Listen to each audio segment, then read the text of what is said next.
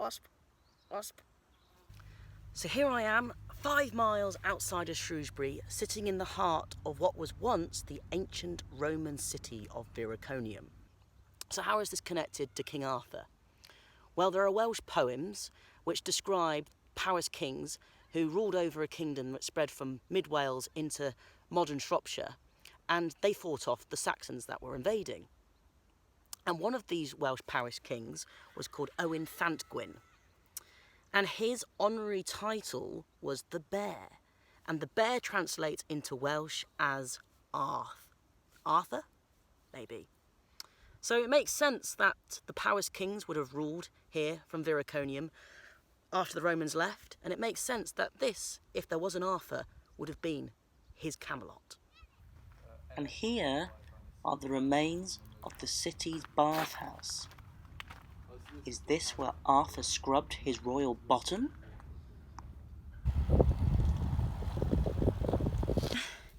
When is this hill gonna end? Woo! Channeling inner Geraint Thomas. Can't find him.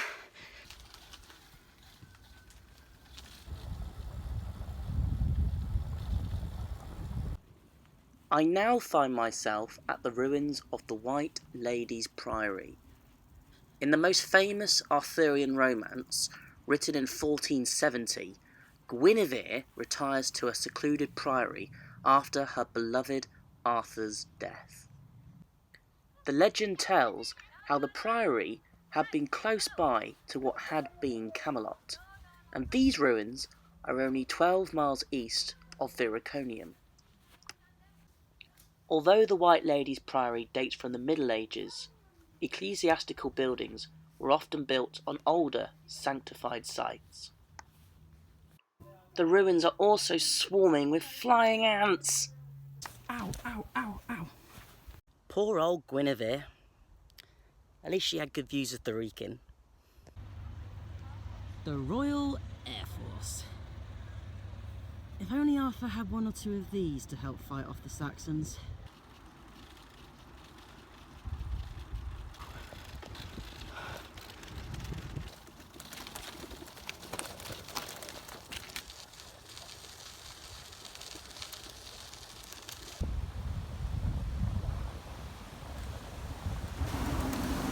Another hill! Ah!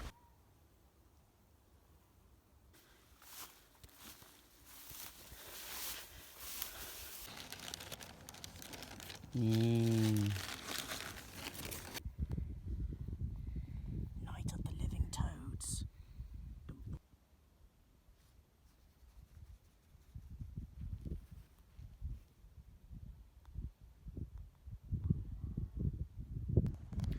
So I'm up near the top of Caer Caradoc, another Iron Age hill fort. And the reason why I'm here is because there is another Welsh poem which describes a cauldron which was hidden in a cave just below the summit, which was said to have contained King Arthur's crown jewels. Unfortunately, I can confirm that there are no crown jewels in the cave today, but there are other stories about this cave. A person hid up here. One of the last Celtic kings, Caradocus. He fought his last battle against the Romans somewhere around this part of the country, and he was defeated. But he fled up to the top of Caer Caradoc and he hid in the cave, where the crown jewels were supposed to have been hidden too. And the Romans couldn't find him.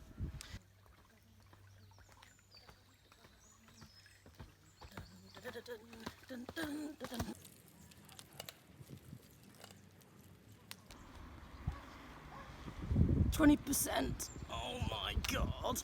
Oh.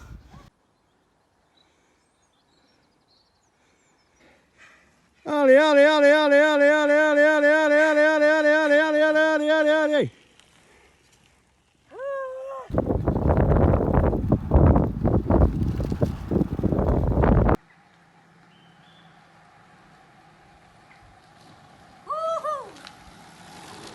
So here I am at Mitchell's Fold, the ancient pagan stone circle.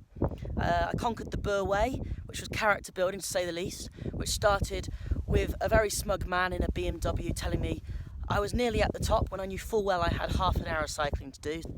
And this is a place where lots of old ceremonies would have taken place. Even though Arthur was almost definitely a Christian, he probably was crowned at a place like this.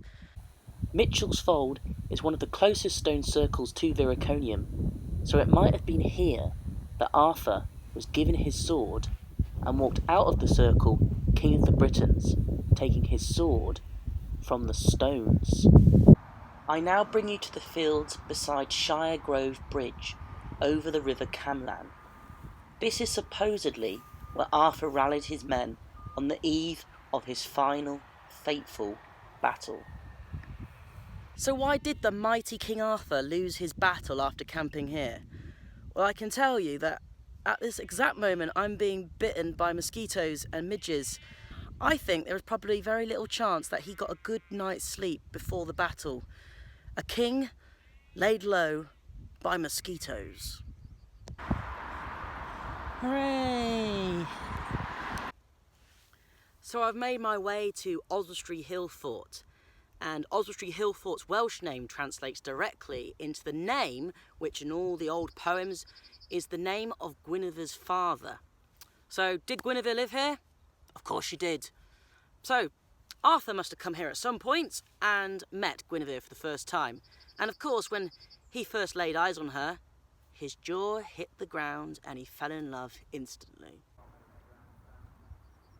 I wonder what Arthur's opening chat-up line was. In the 13th century, Whittington Castle was the home of Fulk Fitzwarren, who became the subject of a medieval romance in which he is portrayed as the heir of King Arthur, an authentic claim if Owen Llantgwyn was the true Arthur. There are plenty of great stories about Fulk, one of which says that he was the guardian of the Holy Grail, which he secretly kept hidden in the chapel of Whittington Castle.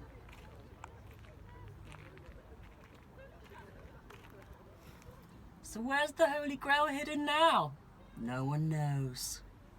This is the glamour of being on a quest.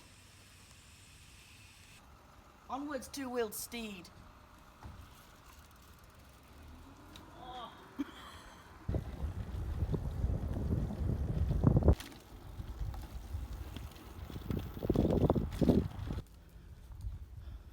The quest must continue. So, before I start telling about Arthur, would you like a little old story from a long, long time ago which hasn't got any people in it? It's all about animals. Yeah. Nod your head if you like animals here. Met some of my storytelling fans in the village of Baschurch, and now I'm a few miles away, trying to find a very special place. Lost in a bog.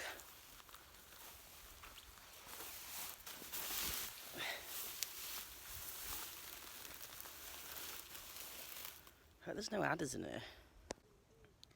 Where I'm standing now might be boggy and squelchy, but hundreds and hundreds of years ago, it would have been even wetter. I would have been underneath the surface of a large lake, which surrounded the whole of these earthworks, which are behind me now. So what's special about these earthworks? Well, an old Welsh poem states that the kings of Powys were buried at the churches of the Baschurch, and archaeological surveys have revealed that there are indeed several burial mounds up there. And the myth of Excalibur being thrown into a lake? As part of funeral rites, ancient Britons threw warriors' weapons into lakes as offerings to pagan deities. British Christians continued this tradition, converting the old gods into saints.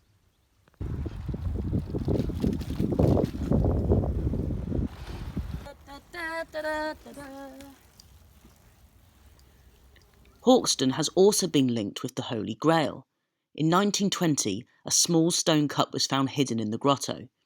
It was identified as an early Roman scent jar, and recent research has suggested it may have been the vessel that inspired the Grail legend.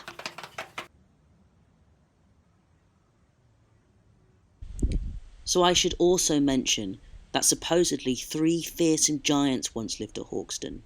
one of whom, Caradoc, managed to capture one of the knights of the Round Table, Sir Gawain. Luckily for Gawain, Sir Lancelot and Sir Tristan came to intercept Caradoc before he could devour their friend, and after a legendary battle, Sir Lancelot killed the giant at Kilgards near Weston Church, freeing Sir Gawain. So I'm at the end of my quest, right at the top of Hawkston Park Monument. Pretty good view. And a long way down.